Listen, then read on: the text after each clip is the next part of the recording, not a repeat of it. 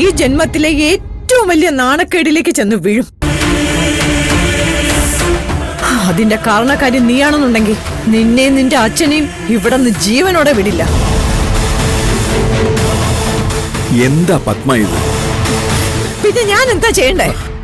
നോക്ക്, സൂര്യ പെരുമാറുന്ന രീതികൾ കണ്ടപ്പോ നീ തന്നെ എന്നോട് സംശയം പറഞ്ഞതാ. അവൻ എന്തെങ്കിലും മനസ്സിൽ കരുതി വെച്ചിട്ടുണ്ടോന്ന്. എന്തുകൊണ്ട് അങ്ങനെ ഒന്നും ആയിക്കൂടാ? മുമ്പ് സൂര്യ പറഞ്ഞ പോലെ അവൻ എങ്ങോട്ടെങ്കിലും പോയിട്ടുണ്ടെങ്കിലോ? തിരിച്ചു വരാൻ തീരുമാനിച്ചിട്ടില്ലെങ്കിലോ? എങ്കിൽ നാളെ ആള് കൂടുന്നതിന് മുമ്പ് നമുക്ക് എല്ലാവർക്കും കൂടി എന്തെങ്കിലും ചെയ്ത് ചാവാം.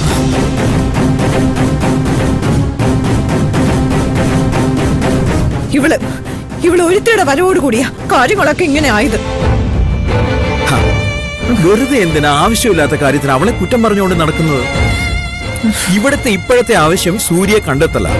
അതല്ല, നന്ദിനിയെ ചോദ്യം ചെയ്യലും ശിക്ഷ വിധിക്കലും ഒക്കെയാണ് ഉദ്ദേശമെങ്കിൽ അതങ്ങ് ചെയ്യും. ഒരു കാര്യം താൻ മനസ്സിലാക്കി, വിശ്വനാഥനോ വിശ്വനാഥന്റെ കുടുംബമോ ഇത് അറിഞ്ഞാലുണ്ടല്ലോ, പിന്നെ എന്താ ഉണ്ടാവുമെന്ന് പറയാൻ പറ്റില്ല. വിജയ്, ആ സെക്യൂരിറ്റീസ് ഒക്കെ അവിടെ? അവര് മുകളില് പാർട്ടി നടന്ന സ്ഥലത്തുണ്ട്. വാ, പോയി നോക്കാം. കമോൺ. അങ്ങോട്ടല്ലടാ, ഇങ്ങോട്ട്.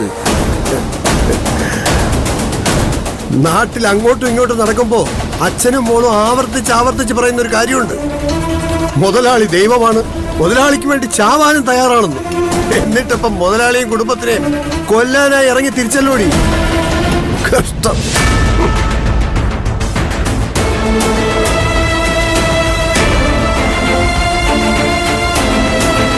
ചേച്ചി, ഇതെന്താ നമ്മൾ പോലും അറിയാതെ വേറൊരു ട്വിസ്റ്റ്?